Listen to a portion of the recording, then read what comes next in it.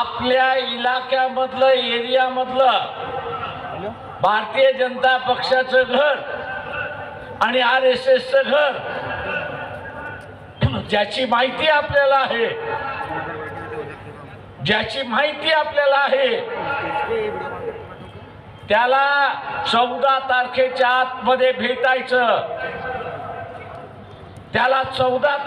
आतमध्ये भेटायचं, हात जोडून विनंती करायची की बाबा औरंगाबाद हे मिलिटरी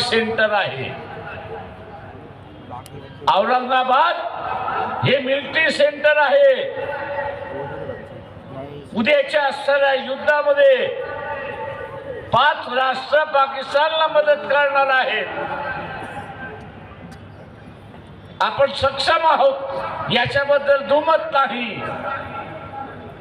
पण एखादा बॉम्ब, एखादा मिसाईल औरंगाबाद वरती पडलं तर तूही राहणार नाही, मी राहणार नाही.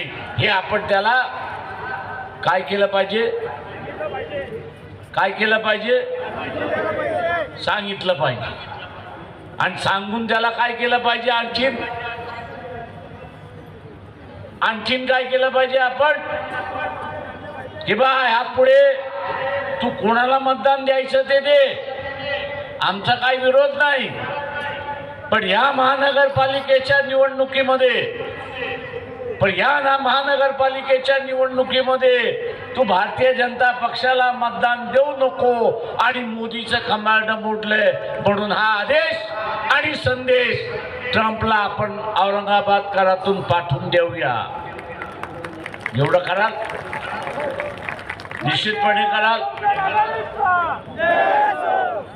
निश्चितपणे तुम्ही करणार. एक RSS वाला आणि एक भारतीय जनता पक्षाचा कार्यकर्ता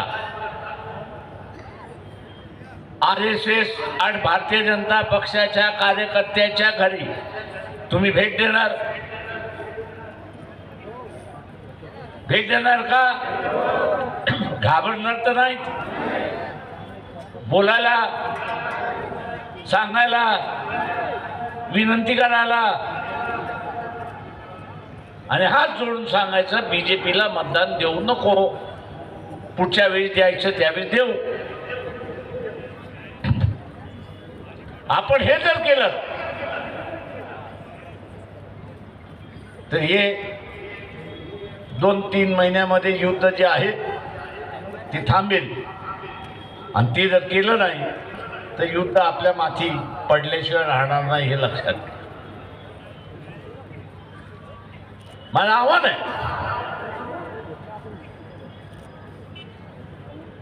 हे जर आपण केलं तर जी महागाई आकाशाला जाणार आहे तिला आपण थांबवू शकतो. आणि आपल्या कुटुंबाला आपण आज ज्या पद्धतीमध्ये ठेवतोय त्या पद्धतीमध्ये आपण ठेवू शकतोय, लक्षात घ्या.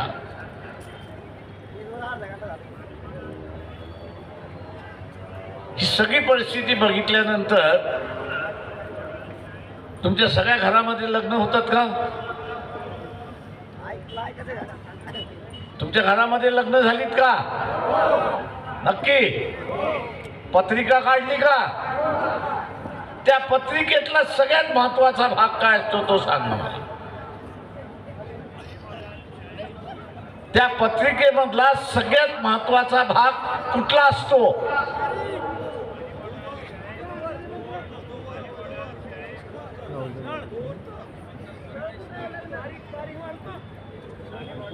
सगळ्यात महत्वाचा भाग काय असतो?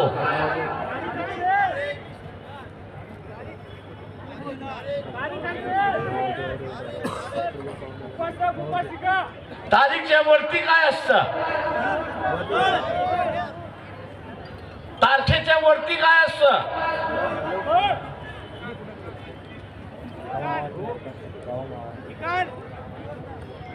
ठिकाणाच्या खाली काय असतं?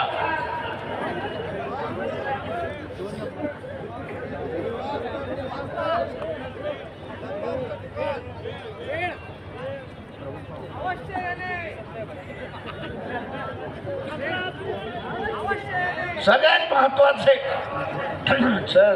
महत्वाचा एक भाग असतो की जो कधी पाळला जात नाही. तो कुठला आहे?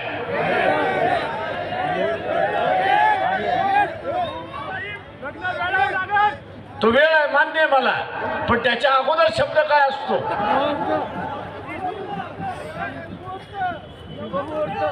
त्याच्या अगोदर शब्द काय असतो?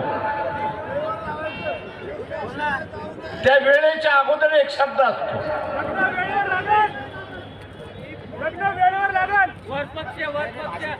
ते पाठीमागे असतं, पुढं म्हणतोय मी.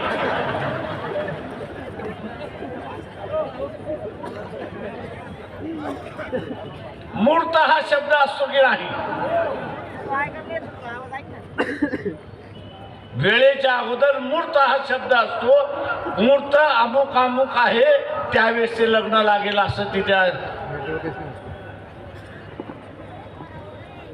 म्हणजे मूर्त काढायला जाता म्हणजे ज्योतिषाकडे जाता, बरोबर आहे.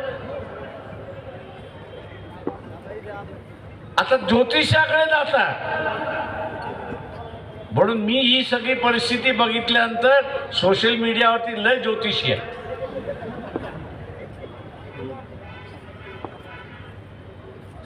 सोशल मीडियावरती लय ज्योतिषी आहे. 40 ज्योतिषींचं मी ऐकलं आयुष्यात पहिल्यांदा. ज्योतिषी काय भवितव्य भारताचं 6 महिन्याचं सांगतोय हे रात्रभर ऐकत बसलो. 40 जणांचं ऐकत बसलो. त्याच्यामध्ये मला एकही ज्योतिष असा मिळाला नाही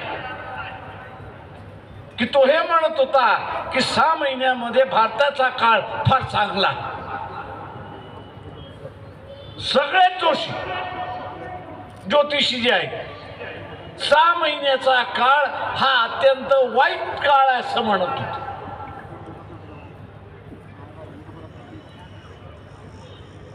सगळ्यात वाईट काळ असं म्हणत होते.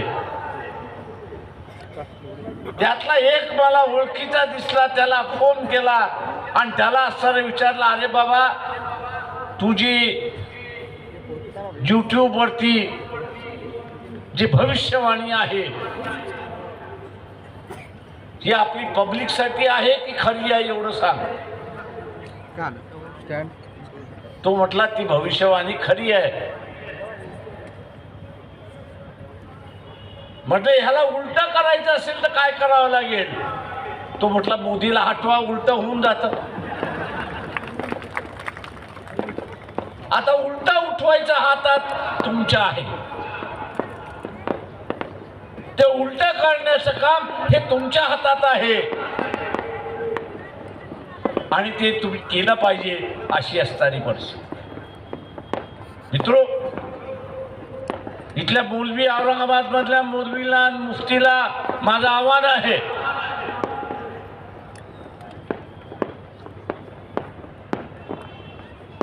औरंगजेबचा प्रश्न झाला,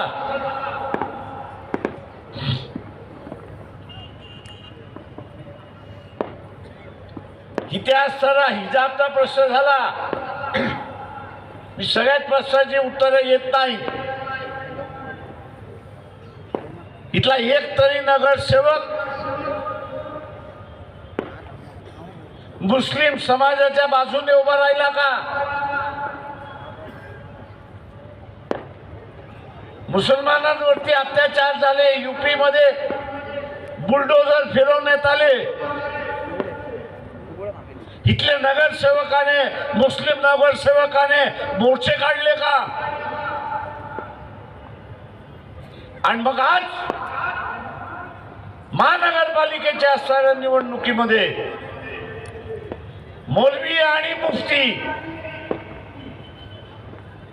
आणि मुस्लिम संघटन ही भूमिका का घेत नाही की जे आपल्या बाजूने उभे राहिले त्यांच्याच बाजूने आम्ही उभं राहिलं पाहिजे? ही भूमिका का घेत नाही हा माझा आपल्याला असणारा सवाल आहे. 80च्या दशकामध्ये, 90च्या दशकामध्ये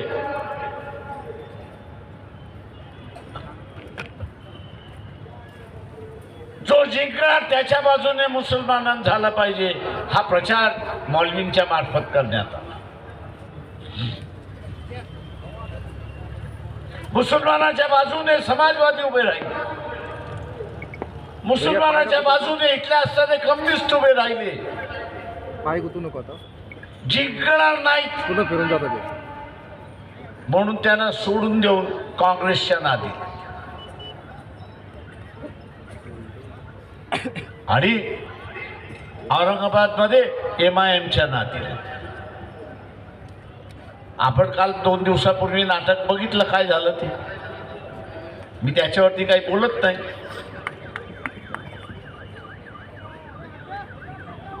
नुसता सत्ता हे चालत नाही. मी इथल्या मौलवींना सांगतो, इथल्या मुफ्तीला सांगतो की मित्र जोडायला शिका, मित्र जोडायला शिका. मित्र जोडू शकलात तर RSS BJPला तुम्ही तोंड देऊ शकाल, नाही तर अजिबात तोंड देऊ शकणार नाही. याच औरंगाबाद मध्ये RSSच्या कार्यालयावरती मोर्चा काढण्यात आला. अरे बाबा, तुम्ही रजिस्टर का केलं नाही स्वतः?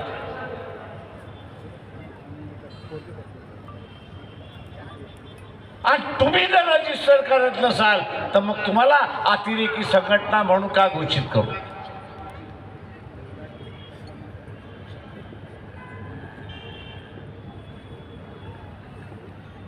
मी आवाहन करतो इथल्या असणाऱ्या मुस्लिम समाजाला, मुफ्ती आणि मौलवी भूमिका घेणार नसते त्यांना काय घेऊ द्या, पण तुम्ही तरी भूमिका घ्या.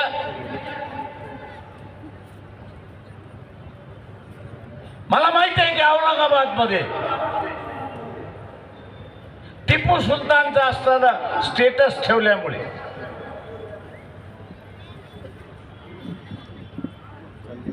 औरंगजेबचं स्टेटस ठेवल्यामुळे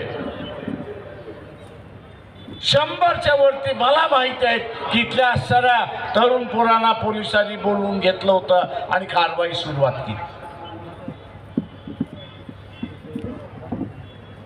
कारवाई सुरुवात केली होती.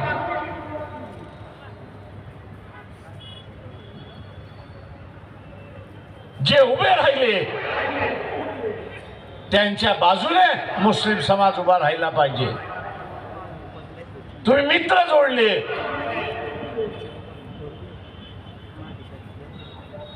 तर एक सेक्युलर ताकद उभी राहते.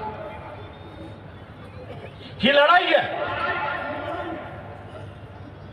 सेक्युलर ताकद विरोधी धर्माची ताकद अशी असणारी परिस्थिती. मुस्लिम भाइयों,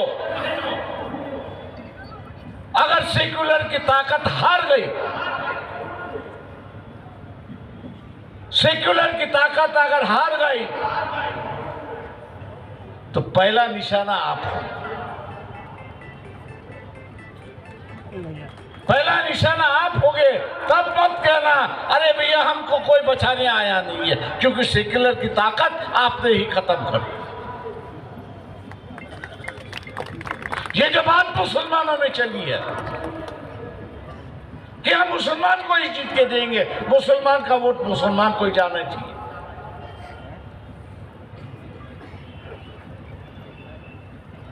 जब मुसलमानों पे अत्याचार हुआ तो ये लोग कहां थे? इनकी आवाज कहां थी?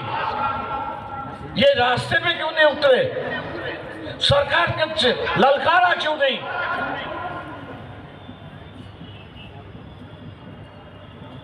ऐसा ही बन जैसा क्या कि समाजवादी आपके मित्र थे वो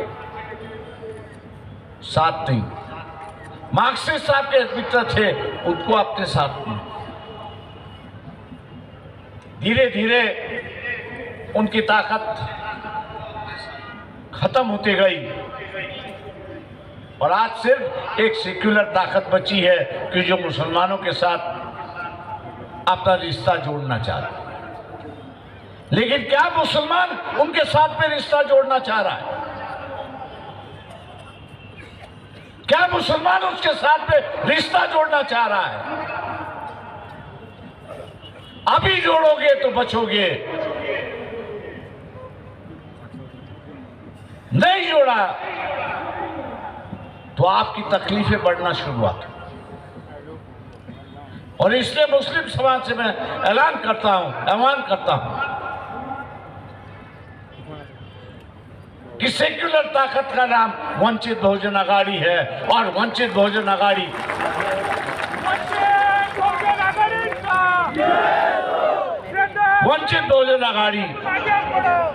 के उम्मीदवारों के जिनके नाम आपके सामने रख दिए, उनका सिंबल भी रख दिया है, उनके सामने का बटन दबा पर आप भारी वोटों से उनको जिताएंगे।